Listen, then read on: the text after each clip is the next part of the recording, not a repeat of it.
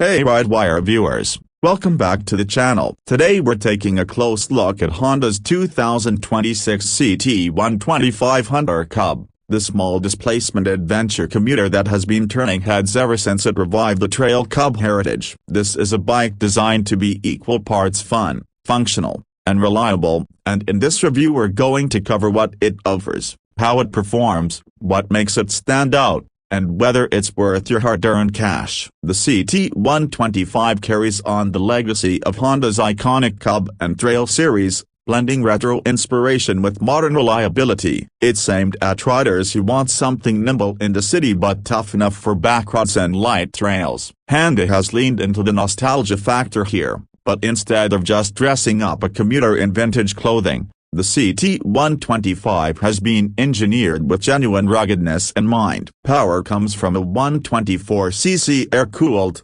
single-cylinder, 4-stroke engine paired with Honda's PGM5 fuel injection system. Output is modest at just under 9 horsepower, but the torque is tuned low, so it feels punchy where you need it most, pulling away from lights, climbing hills, or navigating gravel roads. The transmission is a 4-speed semi-automatic setup. There's no clutch lever, just a foot shifter, which makes the learning curve gentle for beginners and convenient for seasoned riders who want to relax and enjoy the ride without fiddling with the clutch in stop-and-go traffic. Fuel economy is one of the major selling points. Real-world figures approach the 150 to 190 miles per gallon range depending on riding style and terrain. With the small tank and this efficiency, you're looking at seriously long stretches between fill-ups, which adds to the practicality whether you're using it to commute daily or explore remote trails. On the chassis side, Honda has strengthened the frame compared to the standard Super Cub,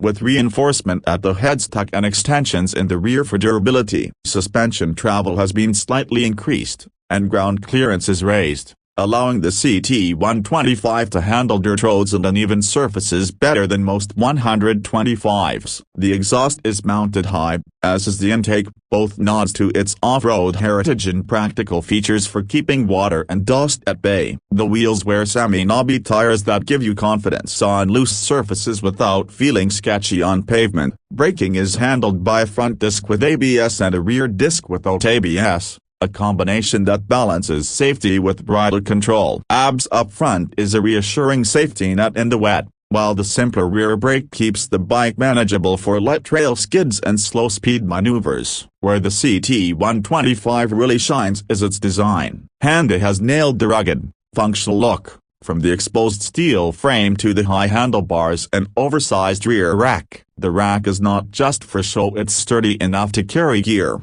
groceries, or camping supplies. This makes the bike as practical as it is stylish. Lighting is all LED, giving it a modern touch and extra visibility at night. Colors tend to stick with earthy, outdoorsy tones that highlight its trail-ready personality. Riding the CT125 is a unique experience. In the city, it feels agile, light, and easy to maneuver. The semi-auto gearbox takes away stress in traffic, while the upright seating position gives you a commanding view of the road. On back roads and trails, the bike surprises you with its capability. It's not a dirt bike and won't smash through hardcore terrain, but for gravel roads, grassy paths, or rural tracks it feels completely at home. It's slow and steady rather than fast and furious, but that's the point. Highway performance is where you find its limits. With under 9 horsepower and gearing built for low-end torque, it struggles to maintain motorway speeds comfortably. If your riding regularly includes high-speed stretches,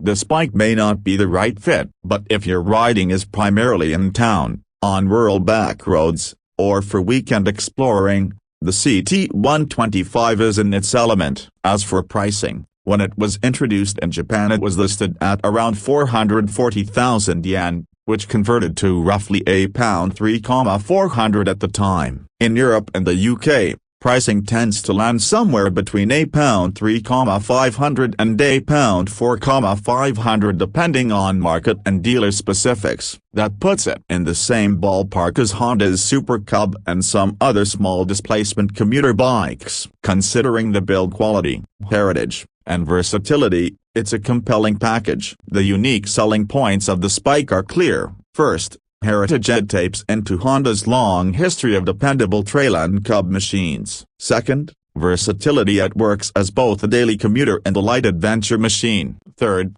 accessibility, the semi-auto transmission and lightweight make it friendly for new riders, smaller riders, or anyone who just wants a stress-free experience. Fourth, efficiency, it's one of the most fuel-efficient motorcycles you can buy. And finally, style, it looks retro and rugged in a way that appeals to both older fans of the original Trail Cubs and younger riders looking for something different. Of course, no bike is perfect. Its limitations on highways are a reality, and if you need to carry a passenger regularly or lots of heavy gear, you may feel the strain of its small engine. Suspension travel is better than most small commuters but still short of true dual-sport machines. And in some markets the price, once you factor in dealer costs and accessories, edges close to bikes with more outright performance. So what's the bottom line? The 2026 Honda CT125 Hunter Cub is not a motorcycle that's trying to do everything. It's trying to do a few things really well. I give you a reliable, low-maintenance,